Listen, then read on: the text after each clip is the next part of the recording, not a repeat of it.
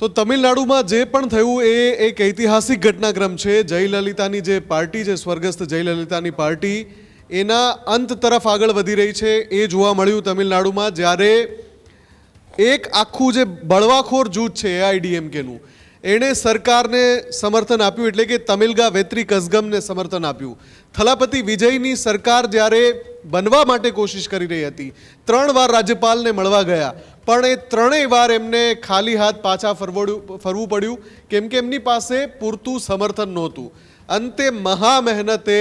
100 કલાક જેટલો ડ્રામા ચાલ્યો તમિલનાડુમાં, એ પછી ટીવીકે પાસે 121 બેઠકોનું સમર્થન આવ્યું, પણ એ પછી એઆઈડીએમકેના એક જૂથે જાહેરાત કરી કે સમર્થન તો અથવા તો જનાધાર તો છે એ થલાપતિ વિજય સાથે છે, એટલે અમે પણ એમની સાથે છીએ। અને એ પછી જ્યારે વિધાનસભામાં આજે ફ્લોર ટેસ્ટ થયો, જ્યારે એમને બહુમતીનો આંકડો છે 118 સાબિત કરવાનો હતો, ફ્લોર ટેસ્ટમાં 121નું સમર્થન પત્ર હતું થલાપતિ વિજય પાસે, પણ જ્યારે મત પડ્યા તરફેણમાં તો 144 પડ્યા, એટલે કે સમગ્ર એઆઈડીએમકેના 2 ફાંટા પડી ગયા અને અત્યારે અસ્તિત્વનો જંગ એઆઈડીએમકે લડી રહી છે એવું ત્યાં સાબિત થઈ ગયું તમિલનાડુમાં। અને બીજી બાજુ જે સૌથી અગત્યની બાબત એ છે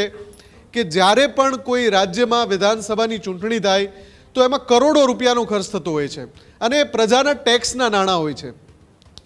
એ જ્યારે પરિણામ આવે અને ત્રિશંકુ વિધાનસભા હોય અને જો એમાં ફરીથી ચૂંટણી કરવાની નોબત આવે, માની લો કે તમિલનાડુમાં થલાપતિ વિજય સરકાર ન બનાવી શક્યા હોત અને રાષ્ટ્રપતિ શાસન લગાવવું પડ્યું હોત અને 6 મહિના બાદ ફરીથી વિધાનસભાની ચૂંટણી કરવી પડી હોત, તો ફરીથી જે કરોડો અબજો રૂપિયાનો ખર્ચો થાત એ પ્રજાના ટેક્સના નાણાં વેડફાવાના હતા। પણ તમે જુઓ કે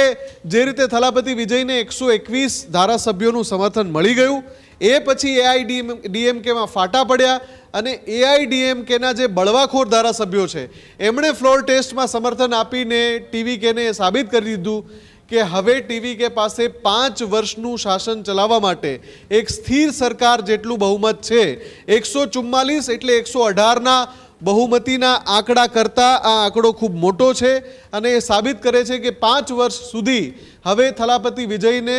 સત્તાના સિંહાસન પરથી કોઈ હટાવી નહીં શકે। આ જ પ્રકારની તમામ અપડેટ જોવા માટે ન્યૂઝરૂમ ગુજરાતને લાઇક, શેર અને સબસ્ક્રાઇબ કરવાનું ભૂલતા નહીં।